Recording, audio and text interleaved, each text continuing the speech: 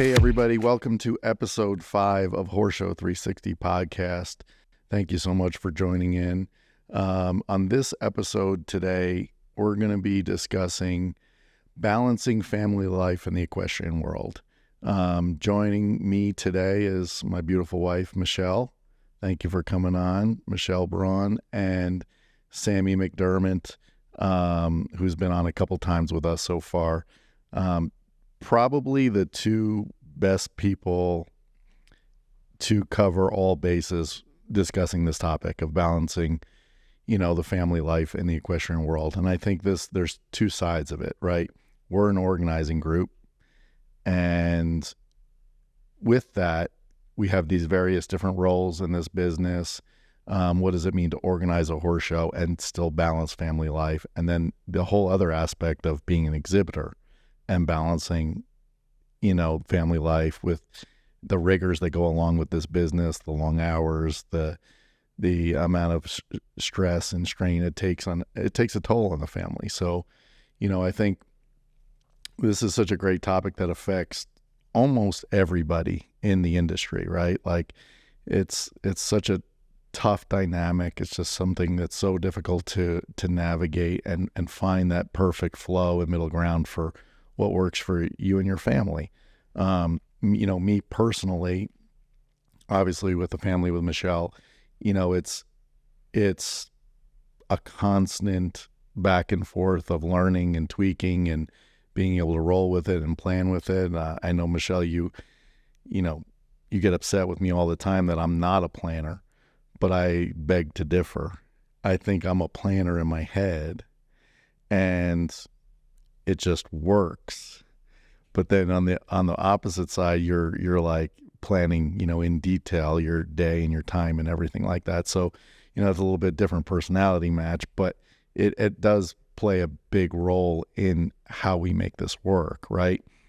We've had to transition from exhibitor rider to on the organizer side with me, but you have such a amazing perspective on being an exhibitor and making family life work. Like, is it hard to do both? Is it doable? Like, what are your general thoughts on the topic? For me, honestly, it was super difficult. One of the reasons that I decided to take a step back from the sport was because trying to manage both the family life and the riding was becoming difficult. And, everyone has their own set of priorities, as you know, right? For me, it was difficult to decide what to put first. And, at that point, when you have a family, like, you have to make sacrifices. There's only a certain amount of hours in the day and you have to, try to get everything done in a short amount of time. And, for me, I chose to put my family first and take a step back from the sport. So as an exhibitor, there are moms out there that do it, that still continue to jump a high level and it looks like they're able to manage everything. For me, I had to make that choice and I chose to focus on the family and then, transition my work life to a different role where it was possible to, to work and to prioritize my family. Yeah. No, it's so difficult. You have to make that tough choice. I know in our family, we've both kind of made that choice, right? Like, I remember back in, I believe it was Ohio, maybe 5 years ago, when we were doing a show in Columbus. And I remember trying to compete, organize the horse show, and, had our family there, and you were pregnant at the time, I believe, with Crew. And I remember having poles down in the ring that I normally never would have. Just instinctively, my head wasn't in the game. So I think it plays an equal factor with the exhibitors. Is your head always truly focused on the sport or what you're trying to do when you have a family or other things that are weighing on your mind. And it's such a balancing act. I think they're probably, I mean, everybody has some sort of family, either distant or close, or children or whatever in this industry. And it just makes it so complicated to juggle it all. So how do we balance it? It's you're weighing it on a scale, right? You're saying what's most important. Are they all equally important? And how do you do it? I don't think there's any right way to do it. You got to do what's best for your family. I think a lot of people in this industry, have their family and they come on the road with them, because a lot of times in order to make it in this business, depending on what business they have, especially if you're an exhibitor or a trainer, you have to be on the road all the time. You have to either be training, you have to be flowing, you have to go to horse shows in order to make a living. So do those kids do homeschool? Do they go to school and just miss a lot of school? That's kind of what I did when I was a kid. And how does it work? For our family, we've sort of found like a little bit of both. I feel like, I think if you and I were competing at a high level like we used to, I think it would be really complicated. Yeah, I don't think it would be possible to continue what we used to do, and bring it still forward. I don't think it would be possible to get through the day. Yeah, I think everybody can relate to this conversation, because, it's a constant balancing act of, do you make the tough choice to stop doing it? Do you figure out a way to do it when you have kids? Do you split your family up and one person is on the road all the time and doing it? Or do you choose to stay all together and do it together? For us, we've chosen to do it all together. That's a real priority for us. We want to experience everything together, enjoy everything together, the good times, the bad times, the stressful moments. Me personally, when the business and the equestrian events get really stressful, like I need my family there. That's the only thing that kind of brings me down, in blood pressure, or, I use terminology like my blood boiling in certain times, So, having my family there, having Michelle there, having the kids there is a huge benefit to me, I think, in what I do. Because when I see them at the shows, when we're organizing shows, when I see them when I get home, that kind of thing, like it redirects my mind to like a positive, calming place. So for me, it's been like a transformative benefit to having my family and balancing the work family life. But in the same breath, the next question is like, do you turn your phone off on certain instances? Like when you're home, is that a part of the balancing? When you get home, do you turn your phone off? Do you focus on your family? I think it all depends on what your family dynamic is. For me, I think in the equestrian industry, realistically, I just personally think it's not possible to turn your phone off. Like, you have to be available. There are certain things that can happen, certain things that they need attention, especially in organizing events, that we know we need to be available for the team. And if you're not available for the team, then something's lacking, or this or that. And there can be a balance between that. There's two different sides to it, right? You're saying to yourself, oh, am I an exhibitor?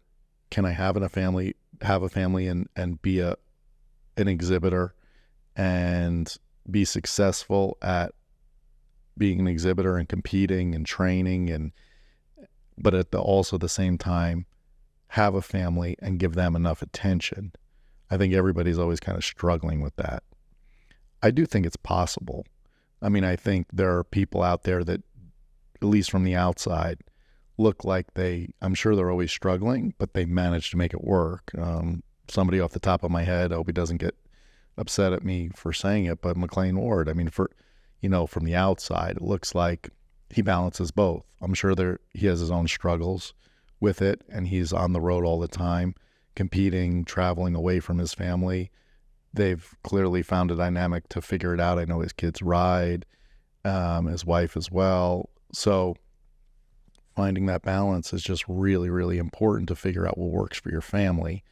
Like you said, Michelle, for us, it didn't work. Like, it didn't work for you to continue to keep competing at a high level and giving our family enough focus to stay afloat at home. Right. And then Sami, like on the organizer side, you've had like a similar, I'd say, you two are the best because like you have full families, right? 2 kids each to manage and everything. And you have a lot younger kids, Sami. You have one that's a little over a year and 3.5 years old. And I know about every 6 months to a year, you like come to me, you're like, I can't do it. No more. And I'm like, I need you to figure it out. You're too important here to lose it. So, and you've done a great job juggling it. I think you always like, whenever I call you and there's like kids screaming in the background and it's like 7:30 at night or 10 at night or something, I can just picture the chaos in your house. But how do you figure out how to do it by having sort of like, you have a job in the horse show industry, you're on the organizer side, you're handling all the operations for us.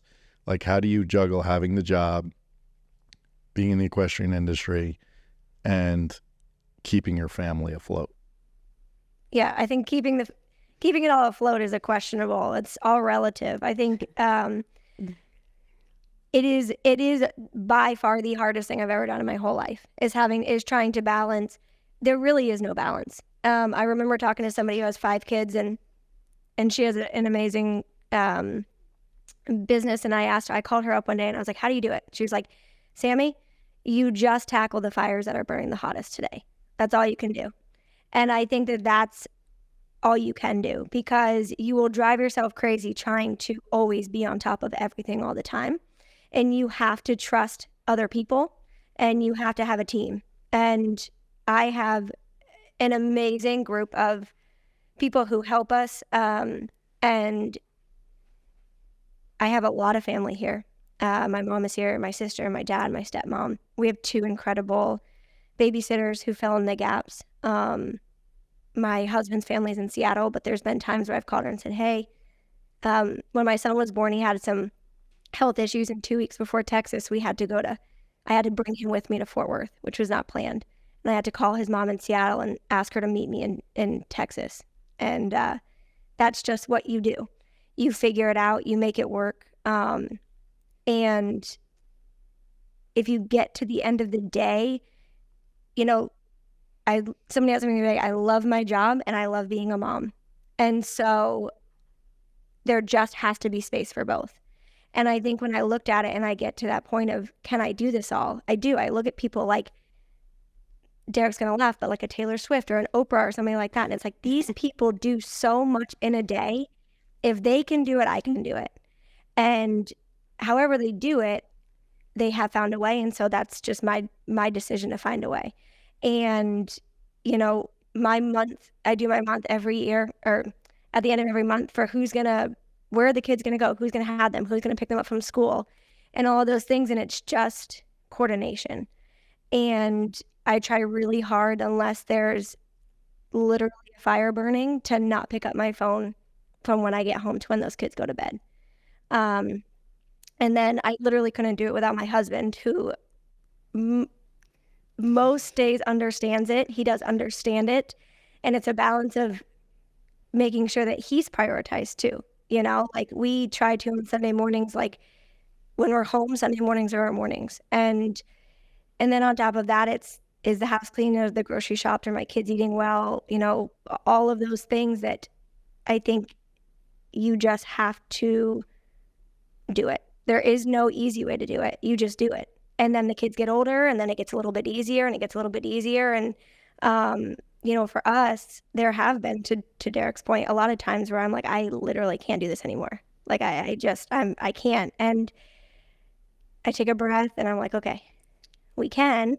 I need to ask somebody to help me with a couple things, get a couple things off my plate, and then I can take a breath and look into it and figure it out. And it always works out okay in the end. And you have to just trust the people that are in your corner, that they're going to show up for you when you ask them to show up for you, and then try to do the same for them.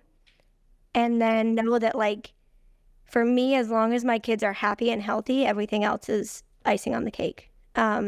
So that always comes first. And if that's not coming first, then I have to take something off of my plate and reprioritize.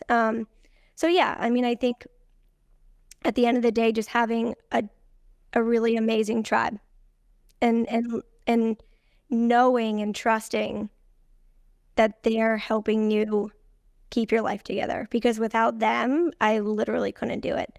And like Derek said, there are times you can't really ever turn your phone off, but when it's not an event week, most of the time those emails and calls can wait till the next day. And when it's event time, sometimes you do have to be on the phone at 6 a.m, and that's okay. And it is what it is. And my kids have gotten great at just understanding that. Like, hey, I'm on the phone. We'll go play as soon as I'm done. And it's hard to say that. You know, I tried to work from home for a long time, and it was harder for me to have my kids needing me and somebody needing me on my team. And I would rather just have them with somebody who I know is going to be with them and give them the attention that they're wanting and seeking while I do work, and then I can come home and be the mom that I need to be. And that's what worked for me. And I know that some people work from home and it's like amazing, but it's just, for me, it didn't work. So yeah, I mean, it's always a unbalanced balancing act that's constantly changing by the minute, by the day. Well, I think you made so many good points, and I think when you're thinking about a big picture, you're big picture making choices, right? Before you're making the little nitty gritty, do I answer this phone call? Do I not? Is it important enough? Can I wait till next day? But like, I think in general, in the horse industry, in the equestrian world, whether you're an exhibitor or you're on the other side as an organizer like we are now, can you ever really turn it off, right? You're kind of making that choice in advance. You're saying to yourself, I'm in the equestrian world. This particular industry, what does it ask of us? Does it take a toll on our family? And then you kind of work backwards. You're like, okay, I'm making this choice to be in the equestrian world first. And what comes with that? You know, you have horses. You know, if you're an exhibitor, like Michelle was her entire life, and myself, or somebody else that's just working a regular job in the equestrian industry with events, like you're making those conscious choices before you even work on the rest. And you're saying, I got to be in the horse world because we love it and we're in it. This is my job. This is my role. This is my life. Got to have a family. They're the most important. They're my kids. They're my blood, all of it. And you're saying, how do I blend both? Right? So first you're saying, big picture, we're in the equestrian world, we're not leaving it, and I'm choosing to have a family. So, you know, does the on-call 24/7, because you know you have to be on-call 24/7 for your family and your kids, but how do you make it for your role in this world? Because, you know, if you're on the trainer side, you have clients, you have horse sales, you have, and you also have horses. Like, you can get a phone call at 1 a.m. and your kids are in bed and you have to tend to one of those horses. You got to find somebody to help you with that kind of thing. Like, your phone can truly never be off. Like you're saying, Sami, on the organizing side, during event week, like we said in previous episodes, we're putting out fires 24/7. So you got to know whether that phone call is important enough to answer or not important enough to put it off. And it's just a true balancing act. And, you know, we're all making that conscious decision. Like you said, when you started your conversation, you're like, I love my job and I love my family. So you have to remind yourself that you got to balance both and what it takes to balance both, and kind of almost do a negotiation with yourself on each circumstance that comes up. And I think when you're an equestrian and you're a rider or you're a trainer, you're on the other side of the industry, you got to do that nonstop also. You got to take it case by case, instance by instance, but you've already made the commitment to do both. Yeah, I think one of the things that I thought of when you were talking is like, not that this doesn't happen to dads, but as a mom, you've spent all this time creating a career and you have all this time and energy into it. And then you become a mom and you're like, oh my gosh, like that is so important. But to leave it, like, what does that look like? What does that mean? Because I don't want to leave it forever.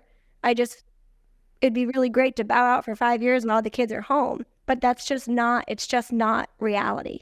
You're also creating an example for your kids. I agree with that. They're literally we talk about this all the time, Michelle.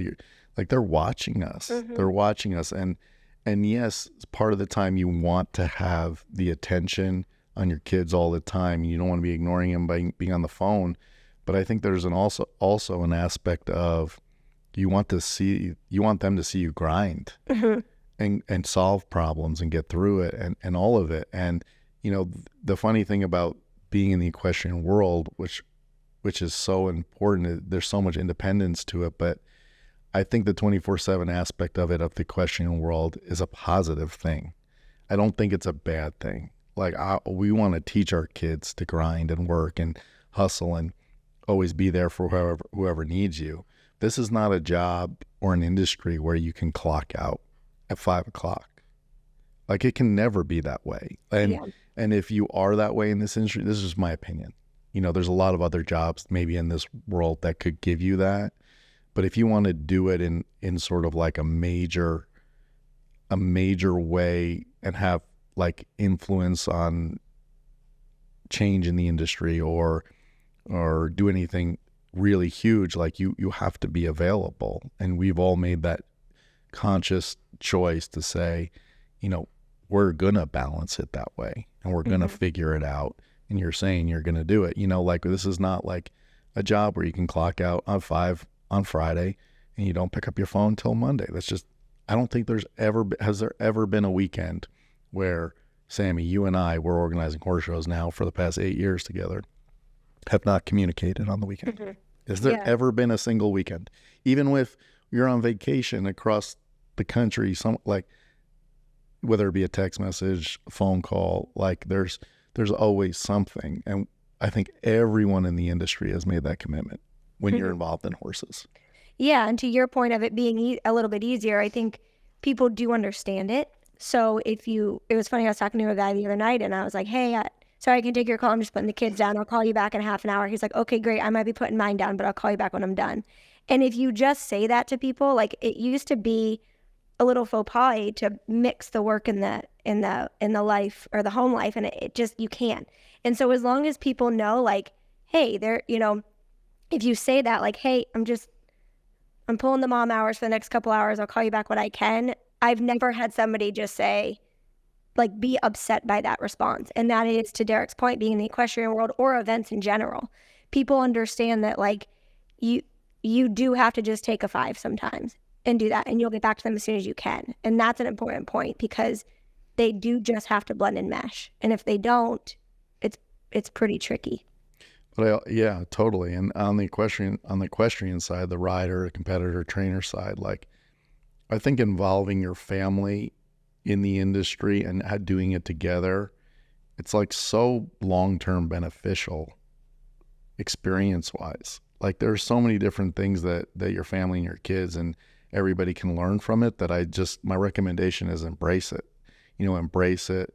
It is a lifestyle, no matter what part of the industry you're in, and you'll be successful at it if you make it 24/7.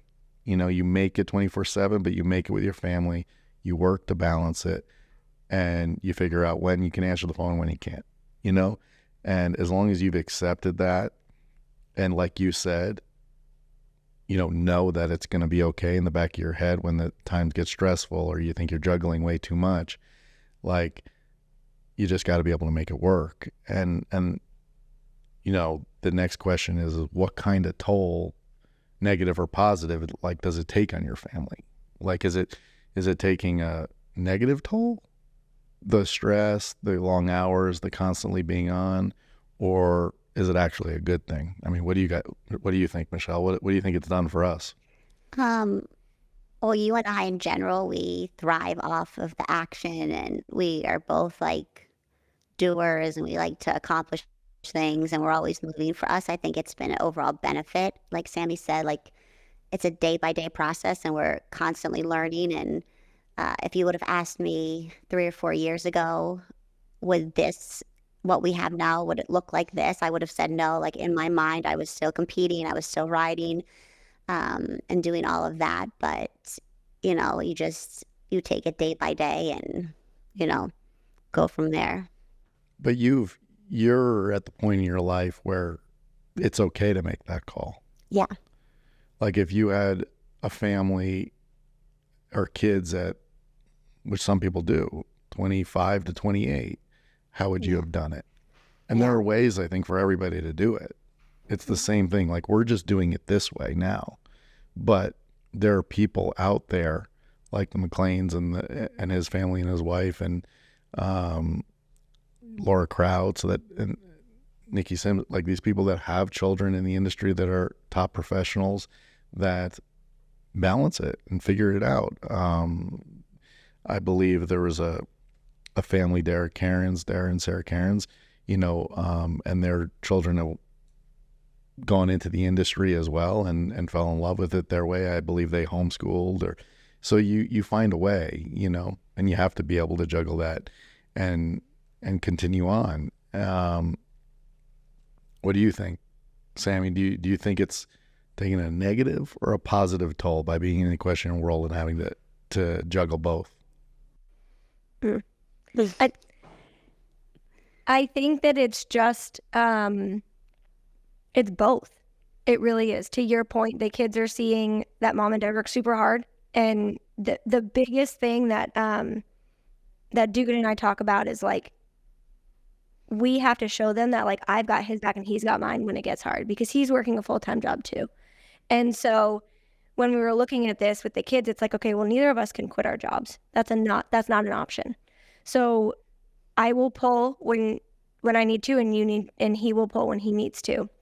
And he goes into work late and he comes home early, and he does all those things to make it work when I have to travel. And I think for us, like as a couple, it's been amazing because we've had to work through it all and figure out, like, literally, if there is not the right communication, and we're communicating like not only just logistics but feelings and how we're gonna just get through the next days and weeks and months, like if it's not communicated, there's gonna be a negative effect. But to the positive side, it's like we've learned how to get through that and how to communicate it and how to just make it work.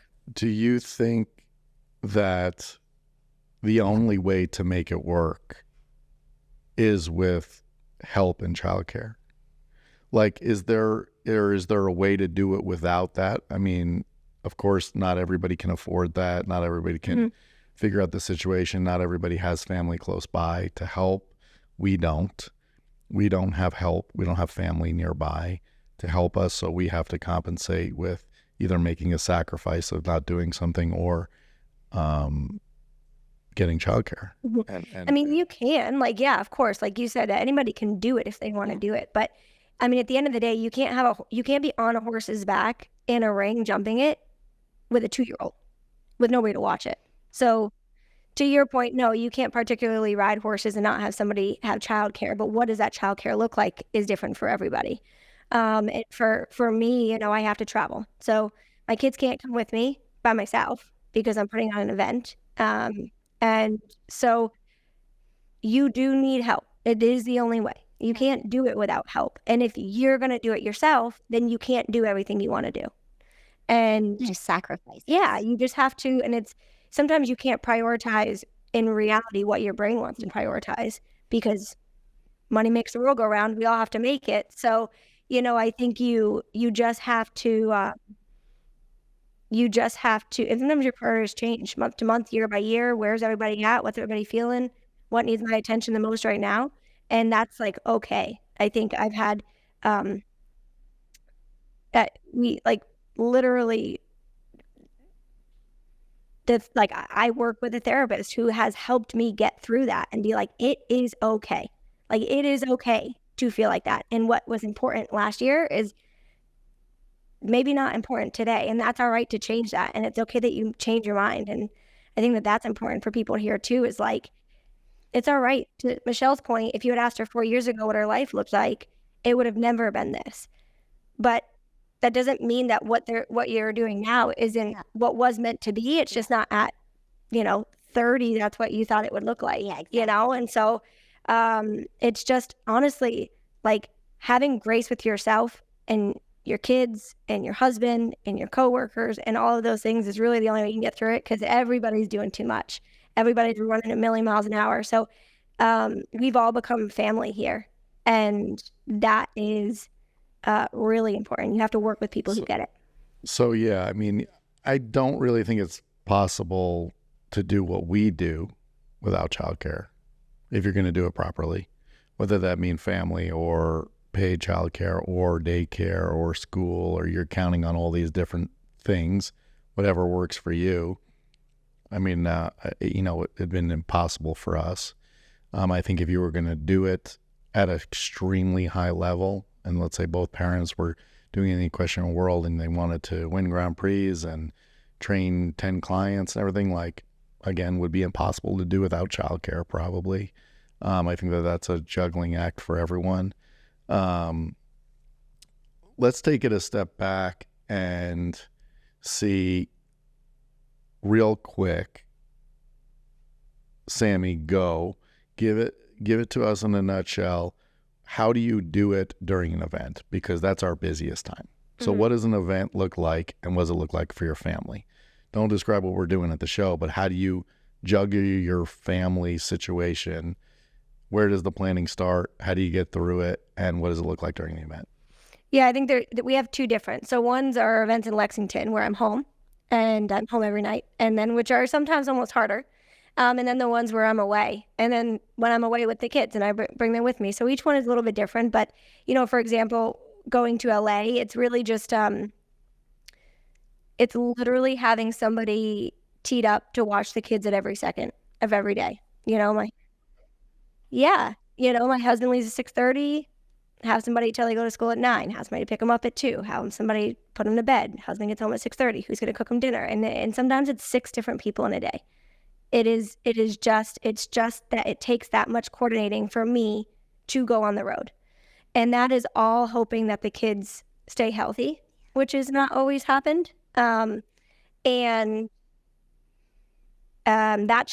what we've chosen, and that's what works for us. And we are so lucky that we have that much family, because if we didn't have family here, it'd probably look a lot different. You guys don't have as much family.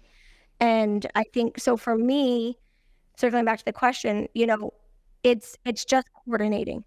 And luckily, if there's a hiccup or there's a shortfall, like there are people that can pick up the slack. And honestly, there have been days where I've looked at my days and I've called Michelle. I'm like, Michelle, I have nobody take the kids to school on Tuesday. Can you take the kids to school on Tuesday? And she's like, yep, I'll be there. So for me, right, like, I'd be totally screwed without Michelle. Because let's talk about show week for me. For me, it's like leave at 5 a.m., go to the horse show, pray everything's okay at home, and Michelle just makes it okay. And it sounds terrible to say, but I mean, I'm in this industry. We balance a family. I come home, I see them at the show. Michelle brings them to the show. Again, it makes me feel a good sort of way when I see them. And then when I get home, I'm like, rush home. The second I get in my car, I rush home, and I'm like, get there as fast as I can. Make sure we try to have dinner together if we can, or if I'm too late, and make sure I make bedtime so I can give them hugs and that kind of thing. And it's just the way. It's just the balancing act. And I hate every second of it, balancing it, being so stressed all day, but I love every second of it at the same time. And like you said at the beginning, Sami, it's you make that conscious decision to jump, feet first, head first, whatever the saying is, and you make it work. And I think everybody has that feeling here in this equestrian industry to figure out how to make it work, balance it, juggle it, because we love both just as much. And it's really difficult, and it's really interesting. You made a great point about travel. Travel's a whole nother element to it. When you travel, your family doesn't get to see you as much. You have to FaceTime. You have to do all these things, and it's difficult. But I think it's the same on a larger scale when you travel. It's coordinating in advance. It's making sure your family gets as much attention as they need, and you need, and making sure your work life gets as much attention and balance that it needs. And it's just a constant juggling, balancing act. I don't think we would trade it for anything. Michelle and I talk about it all the time. We're like, well, what else would we do? We don't know anything else. We've been in this our whole life. We know you've been in it your whole life, Sami, and it's just, we love it, but we hate it, and it's tough to juggle. You just gotta dive in and make it happen. And I think we can relate to everybody, that everybody's going through the same kind of talks and the same kind of scenarios, and figuring out how to make it work. And one week might be one way, the next week might be the other, and then you might change it, do a complete 180 and change it. And it's just a constant juggling act, balancing that family, work life, equestrian world combo. And it's such a unique dynamic in the equestrian world, because, whether your whole family is in the industry or not, directly or indirectly, they're involved and they're affected by it. So, we're all trying to figure out how to make that happen and make it comfortable for everybody, and, survive the day and the week. Sami and Michelle, obviously two of the best people I can think of. They're closest to me. You guys are closest to me, and I know are constantly juggling this balancing act of making your family stay afloat in the equestrian world and staying sane. So I appreciate you guys joining me today. And the key word, staying sane. I appreciate you guys joining me today. I hope everybody tunes into HorseShow360 podcast. Follow us and subscribe to our YouTube to watch full episodes on video. Also, you can tune into our podcast on Spotify, Apple Podcasts, and all podcast platforms. So thank you all for tuning into this episode of Balancing Family Life in the Equestrian World, and we hope you enjoy it and tune in again. Thanks so much.